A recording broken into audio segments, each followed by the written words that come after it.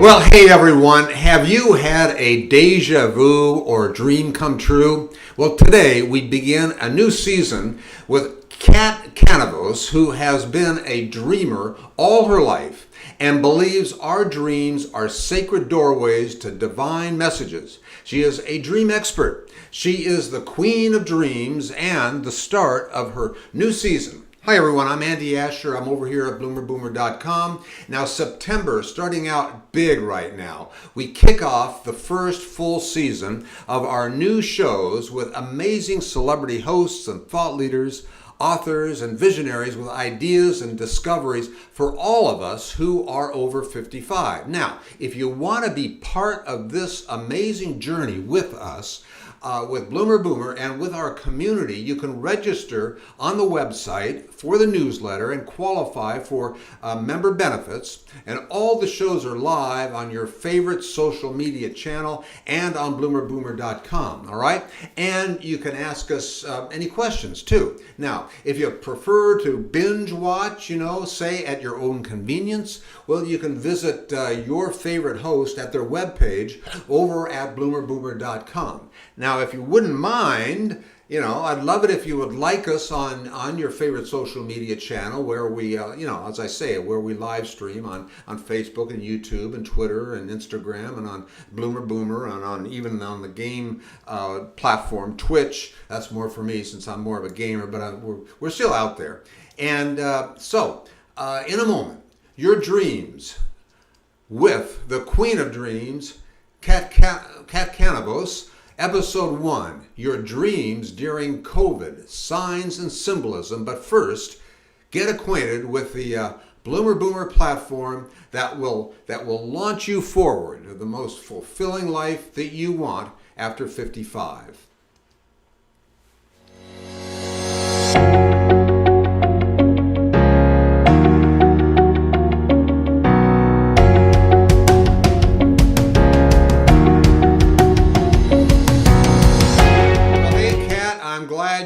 Here today, and hey, correct me. First of all, I'm so glad you're here today. You're joining us, and congratulations to the start of a new season here at bloomerboomer.com. And I would love to hear about you and how you are and how you're doing.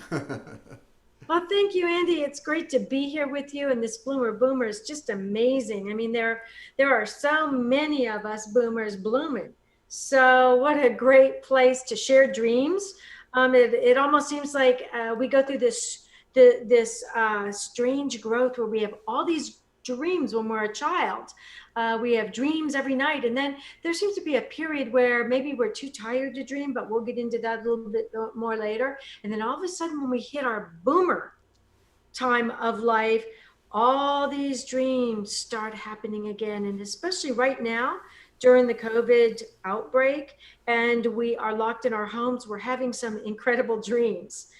So I'm really excited to be here with you today, talking about Bloomer Boomer dreams. I know. Well, you're right about the dreams. I have more than I normally do. I'm not one that remembers my dreams, but lately I've been having more. And it just so happens that your first show couldn't be any better right now. Your dreams during COVID, signs and symbolism. I know for me, I am not sleeping as well as I say as in pre-COVID, and the two somehow seem to me that maybe they can tie together in a way. Yeah, they really do. Our dreams are a microcosm of our waking world, and there are a number of different types of dreams that we can have. Despite the ones that besides the ones that the professionals talk about, your lucid dreams or precognitive dreams, there are also dreams that are extensions of our daily life, but then there are also dreams that help us work through our challenges in our waking world. And those are really important dreams. And I think that what I'm getting a lot of emails about right now are people having dreams during COVID that are what I call dream work. And sometimes you can wake up from a dream work dream and you're more exhausted than when you went to sleep because you've been working really hard. What a perfect definition of dream work, because yeah, those ones are the ones that you feel exhausted once you once you get up or wake up. How and why, by the way, did you become involved in dreams? Well, that's a very interesting question, Andy. Uh-huh. I am a three-time breast cancer survivor, and as I moved into the bloomer life, I found that there were many of us who had the challenge of surviving cancer, and fortunately. Cancer is no longer a death sentence, and there are many of us that get cancer, get over cancer, get on with our lives. But it's amazing the type of dreams that we have during that period in our life. And in Wow. my case, I wasn't quite a boomer yet.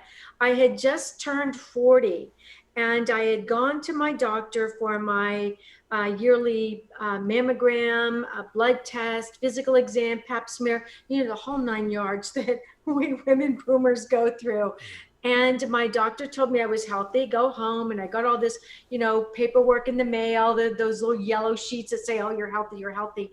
And all of a sudden, Andy, I started having the weirdest dreams that you can imagine. In my dreams, I'd be having my regular dream like we all have at night. You're in your dream, you don't even remember you're dreaming, you don't know you're dreaming because it's just a dream. Mhm. And all of a sudden, my dream would freeze like a page on your computer. When you're Googling stuff, all of a sudden your computer freezes and you're like, I gotta go, turn this off, unplug it, plug it back in, all that stuff. Well, I'm standing there in my dream going, my dream just froze. And right away, that shifted my dream from a regular dream into a lucid dream because I was aware that I was dreaming. So I'm going, oh, my dream just froze. And in the middle of that frozen page, there was a pop up, just like a pop up on your computer. And this pop up started moving inside the pop up. And I thought, well, that's really weird. And then that little window of pop up expanded and it became a dream door, a sacred dream door. And through this dream door, Andy, walked a monk, a Franciscan monk. And I'm standing there in my dream looking around going, that guy's a monk. Yeah. What am I doing with a monk here? And this monk walked up to me and he said, come with me. We have something to tell you. Now, I don't know about you, but my mother always taught me not to go with strangers. But for some reason, it didn't seem to work in the dream because I followed this monk right through that dream door into what I called the room between realms because this dream became a recurrent dream. I kept having this dream 3 times until I made a change in my life and the dream stopped. So I walked through this sacred dream door into the room between realms, and there were more monks there. And I'm looking around going, why are these monks here? I'm not even Catholic. What's with these monks? They all had their hoods up. They were in these brown robes. They had these rope belts around their waist. They had leather sandals on. I mean, the detail that I remembered from this dream was amazing. And they were in this white room. You couldn't tell the difference between the walls, the ceilings, the floors, just these brown monks in this white room. And the monk walks up to me and he takes my hand and he places it on my breast, just like this. And he says, do you feel that? And I said, yeah. He said, that's breast cancer.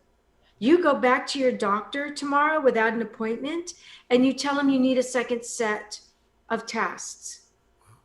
And then he walked me back through the dream door, and the dream door closed back down to the little dream window, and then poof, it was gone.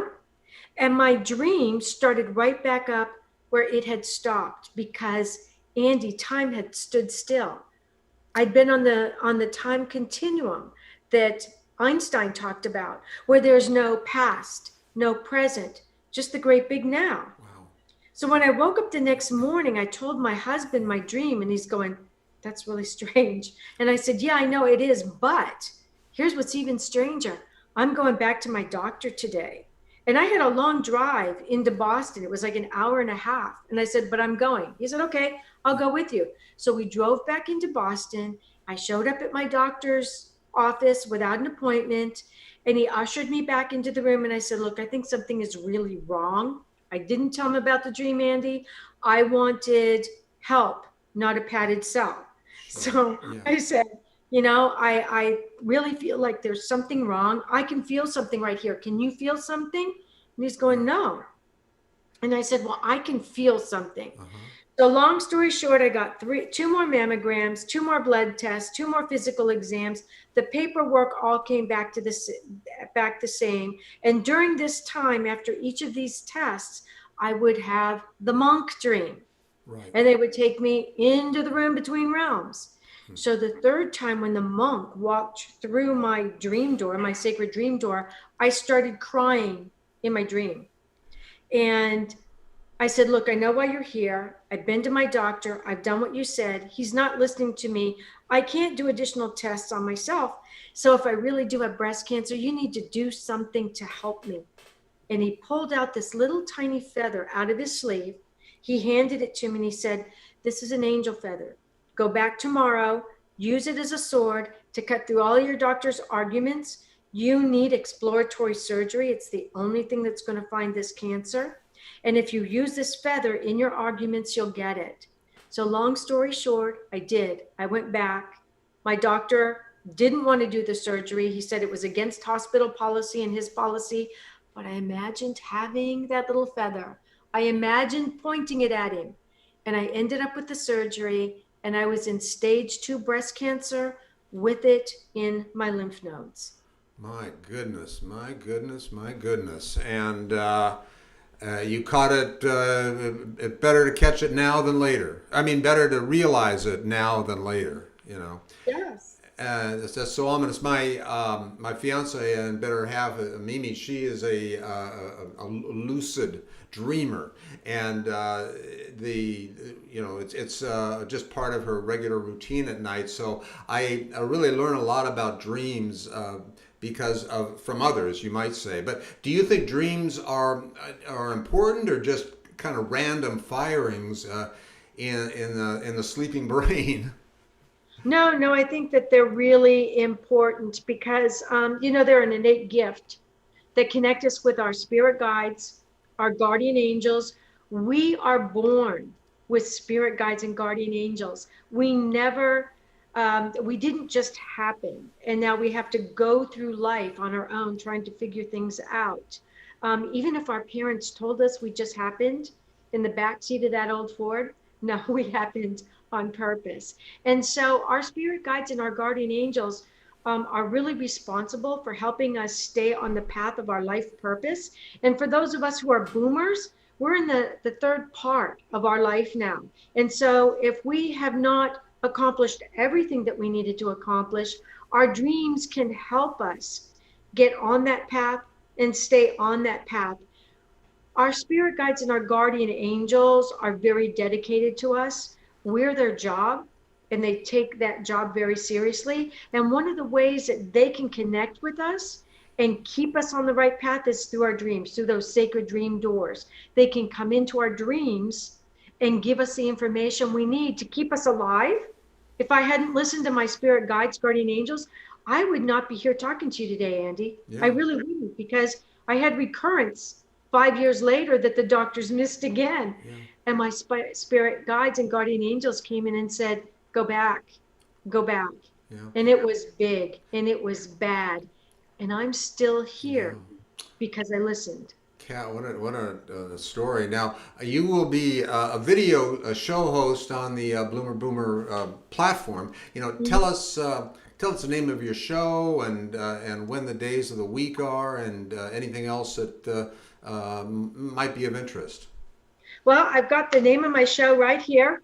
It's called Your Dreams with the Queen of Dreams, and that's me, Kat Kanavos. It's going to be every Tuesday except the Wednesday on the 16th, because I wasn't able to get that Tuesday, so we're going to do it on the 16th, and it's at 3 Pacific time, which is 6 Eastern Standard Time.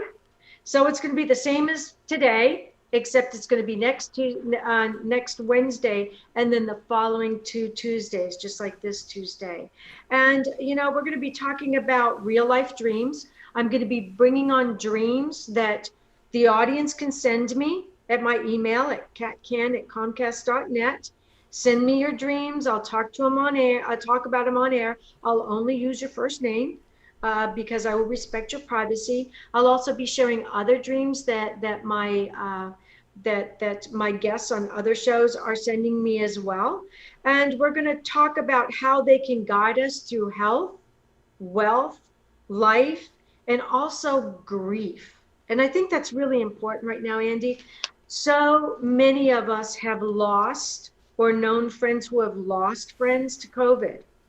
This is like our first pandemic, or at least mine as a boomer. I haven't really gone through pandemics like this before, like the tuberculosis pandemics, some of the other flu pandemics back in the early 1900s. I wasn't a part of those. This is my first pandemic. And it's amazing to have friends that were healthy in the morning and dead 2 days later. That's very scary. And one of the things that can help us get through that grief is our dreams. And we're going to be talking about that. I think it's actually in number 3. Great, great. So number 3. So, dreams give us strength as They well, do. don't they? Yeah. Well, Mhm. now, speaking of questions, can you take a couple of frequently asked questions from the followers after we get right Absolutely. back? I love questions. Okay, we'll be right back.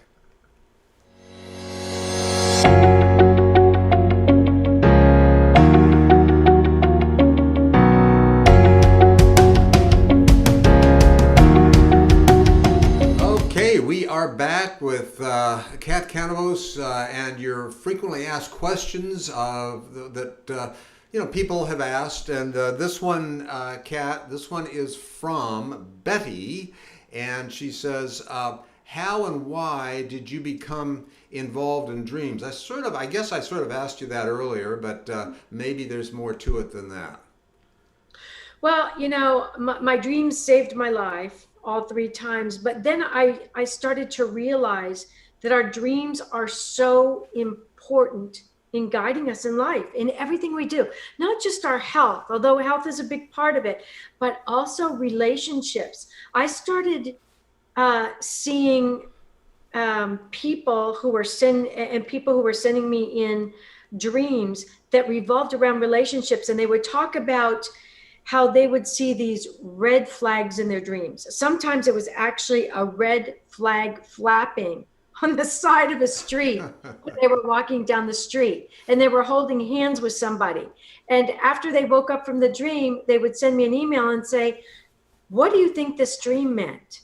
And I would say, "Well, red flags flapping as you're walking down the street holding somebody's hand that you're considering marrying might be a dream you may want to look deeper into, because our dreams can give us a lot of information, not just about ourselves and the relationship, but about the person that we're with, because we're all connected by universal oneness, where our minds, our bodies, our souls are all connected through that. And so we can get information through that, through our sacred dream doors." Yeah, well, yeah. As far as getting signs and telling us something, yeah, we'll have to listen to that. This one here is from Stuart. He says, "Do you maybe you know what this means? Do you still have precognitive dreams that don't revolve around health?" I'm not sure if that does that make sense. Yeah. Oh, Oh, what okay. a great question. Yes. In fact, I just had one, Stuart. I Oh, just had one that was really important, and I didn't realize how important it was at the time. But my husband and I were selling our big home, and we'd been trying to sell it for about 3 years. It was large. It was a large piece of property on 3 acres of land. So it was going to take a certain person that was going to be able to afford it. And we had gone and spent a couple of weeks in our house, packing up a few things. And my husband said, "You know what? When the house finally sells, which is probably going to be like a year from now, we'll come back and we'll finish packing." Well, that night I had a dream. And in the dream, my deceased father was in the basement of that house, sorting through some things that he had sent me when he was alive. And I woke up and I said to my husband, "We're going to sell the house in 2 weeks." I just knew it, because usually when I have a precognitive dream, it happens within 2 weeks. And my husband says, "No, no, there's no way we're going to sell this house in 2 weeks, maybe 2 months." maybe 2 years, but not 2 weeks. Well, our house went on the market a few days later. That weekend, we had an open house. The person that looked at the open house gave the real estate agent a personal check to hold on to until the Monday when he could get to the bank and get a cashier's check. And we had 2 weeks to get out of our house.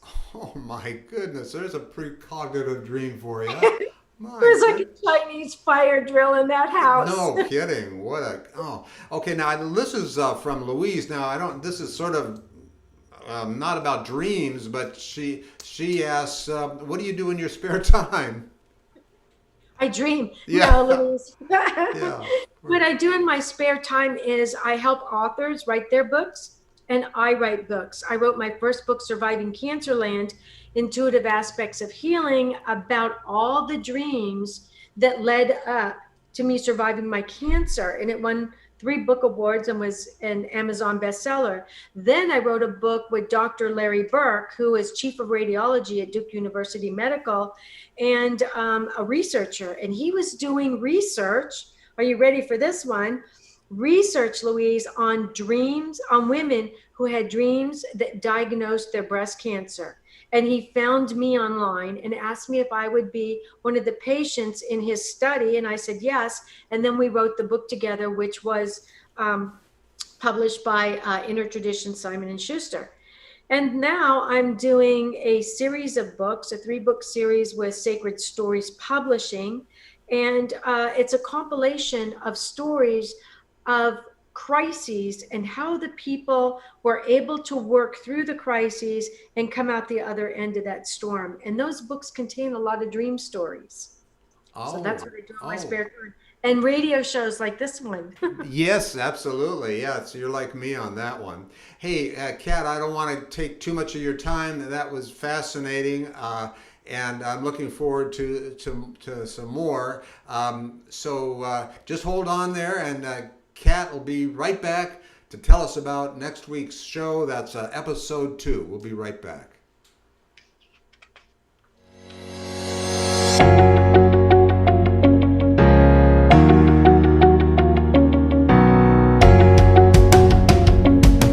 All right, Kat, just talk a little bit about the show episode 2. I guess that's how to straddle the line of being a disciplinarian, and no, that doesn't sound right. That might, I like that title, but yeah.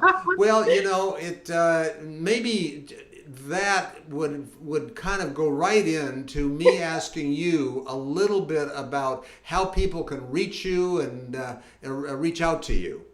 okay. So you can find me on my website, which is The Queen of Dreams. You've got to type in The Queen of Dreams or my name. Just type in my name, Kathleen O'Keefe Kanavos, and that's KATHLEENOKEEFEKANA. V as in Victor, OS as in Sam. Kanavos, just like that cannabis you smoke, but a little bit different.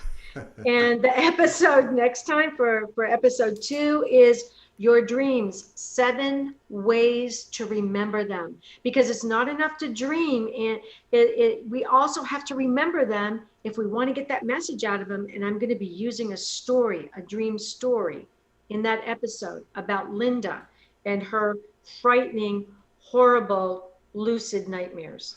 Oh my goodness, that sounds interesting on a couple of different levels. I mean, I'm a great one for suspense, so I'll be tuning in.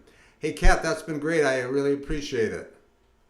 Thank you so much for having me on. I look forward to the next show. Yeah, yeah. And that's Wednesday, September 16th. You're right. Thanks for making that point. All right.